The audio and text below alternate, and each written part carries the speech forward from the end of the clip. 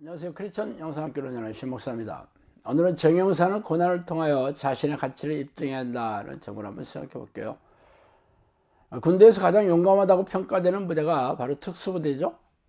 특수부대의 전투원들은 일반 부대 군인들과 비교할 수 없을 정도의 혹독한 훈련을 받아야 하며, 실제 그들이 출동하는 곳은 일반적인 전쟁터가 아니라 적진 깊숙한 곳에서 수많은 정규군을 상대하거나 인지를 붙잡고 있는 잔인한 테러리스트를 섬멸하기 위해 공허으로 침투해서 임무를 수행하거나 상상할 수 없는 가혹한 환경에서도 묵묵히 주어진 명령을 완수해야 합니다. 그러므로 정형사가 되려면 보통 사람들은 도저히 견딜 수 없는 고난과 역경을 받아들여야겠죠.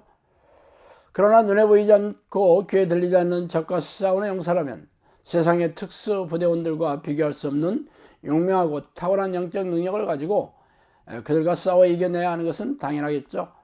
그래서 오늘은 그 얘기를 좀 하고 싶습니다. 너는 그리스도 예수의 좋은 병사로 나와 함께 고난을 받으라. 병사로 복무하는 자는 자기 생활에 얽매여 있는 자가 하나도 없으나니 이런 병사를 모집한 자를 기쁘게 하려 함이라. 경계하는 자가 법대로 경계하지 아니하면 승리자의 관을 얻지 못할 것이며, 수고하는 농부가 곡식을 먼저 받는 것이 마땅하니라. 디모데후서 2장 3절 6절이죠. 죽음이 임박한 노년의 바울은 믿음으로 낳은 사랑하는 아들 디모데에게 붙이는 편지에 절절한 자신의 마음을 토로하고 있습니다. 그런 디모데에게 용사가 되라고 고민하면서, 용사는 마땅히 고난을 받아야 하는 운명이며 자기 생활에 얽매이지 말고 어떠한 어려운 환경에서도 하나님의 뜻에 순종하여 영혼 권세에게 박차를 가하라고 건진하고 있죠. 그러나 안타깝게 현대교회는 교인들에게 고난을 마땅히 받아들여야 한다는 그런 용사가 되는 투의 설교를 들어보지 못했죠.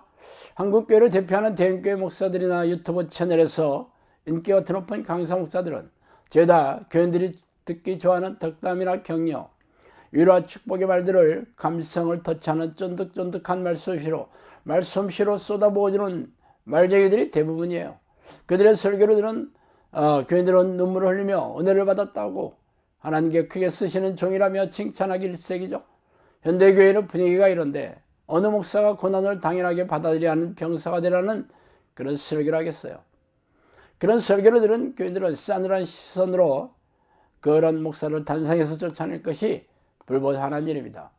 그래서 현대교회 용사를 자처하는 크리스천들을 보기 어려운 일이죠. 근신하라, 깨어라, 너희 대적 마귀가 오는 사자같이 두루다니며 삼킬 자를 찾나니 너희는 믿음을 굳게 하여 대적하라. 이는 세상에 있는 너희 형제들도 동일한 고난을 당하는 줄을 알미라. 베드로전서 5장 7절에서 8절이죠. 우리의 씨름은 혈과 육을 상대하는 것이 아니요 통치자들과 권세들과 이 어두운 세상 주관자들과 하늘에 있는 악의 영들을 상대함이라. 에베소 6장 12절입니다. 자, 그렇다면 하나님이 사용하는 정형사가 싸워야 하는 적들이 누구예요? 바로 사탄과 귀신들로 이루어진 악한 영의 군대죠. 그러나 현대교회는 악한 영의 정체와 공격 계략에 대해 무지하며 그들과 싸워 쫓아낼 영적 능력도 없어요. 그러므로 현대교회에서 악한 영과 싸워 이기는 정형사를 길러내는 것은 참으로 요원한 일입니다. 악한 영과 싸우는 정형사가 된다는 것은 귀신들의 표적지가 된다는 것을 의미해요. 그래서 탁월한 전투 능력을 갖추고 있더라도 악한 영들과 맞닥뜨려 피터지게 싸워 이겨야 하는 혹독한 전쟁터에서 삶을 보내야 합니다. 그러나 아무리 잘 싸우는 정형사라도 그들의 공격에 넘어지고 고난의 수렁에 빠질 수 있어요. 그래서 사도 바울은 디모데에게 자신과 함께 고난을 받아야 한다는 것을 기정사실화하고 있으며, 베드로도 악한 영과 대적하는 형제들이 동일한 고난을 당하고 있다고 말하고 있는 이유예요. 그런데 그런 일들이 성경에만 등장하는 사건이겠어요? 악한 영들은 영혼을 분별하는 존재이기 때문에 초대교회뿐만 아니라 지금도 동일하게 하나님의 백성의 영혼과 생명을 도륙하려고 유혹하며 시험에 걸려 넘어지게 하고 있는 중이잖아요. 악한 영들의 공격 계략은 상상을 초월해요. 악한 영들은 갖가지 계략으로 공격하죠. 몸을 여기저기 아프게 하고, 머리를 혼미하게 만들거나 정신을 잃게 하고, 가족들의 마음을 부추겨서 기도를 방해하고, 각종 기이한 사건 사고를 일으켜 두려움을 주고 불안하게 하여 기도를 못하게 합니다. 그 중에서도 머리를 타고 앉아 부정적인 생각을 넣어줘 기도 집중을 하지 못하게 하는 공격은 탁월한 파괴력이겠어요. 그래서 귀신과 피 터지게 싸우는 사람 중에서도 적지 않은 이들이 중도의 이들과의 싸움에서 패배하고 조용히 사라져버리고 말고 있죠. 귀신들이 넣어주는 생각을 분별하고 쫓아내는 것은 실로 어려운 일입니다.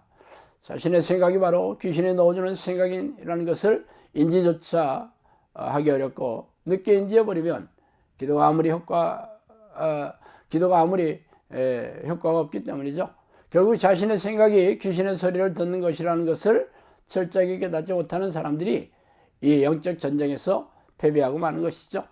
이렇게 사람들의 머리를 타고 자신들의 생각을 넣어주는 귀신과 싸움은 눈으로 보이지 않고 소리가 들리지 않게 고독한 전쟁이라고 제가 말씀드리는 이유입니다. 그렇지만 이 싸움처럼 피비린내 나는 싸움도 드물죠. 사람들이 벌이는 전쟁은 육체의 부상이나 죽음이 전부이지만, 이 싸움에서 지게 되면 육체와 전쟁은 물론 영혼까지 지옥에 던져지게 되는 무시무시한 그런 싸움이기 때문입니다. 그러나 이 싸움이 실로 어려운 것은 소리도 들리지 않고 눈으로도 볼 수 없는 그런 적과 싸우는 것이기 때문이죠. 그러므로 영적 전쟁의 정형사가 되려면 고난을 두려워하지 않으며 삶에 얽매여서는 안 되죠. 삶에 얽매이지 말라는 것은 가정과 직장을 포기하라는 게 아닙니다. 어떤 어려움과 고난, 불이익을 당하더라도 하나님께 영혼과 인생을 맡기고 담담하게 나아가라는 것이죠.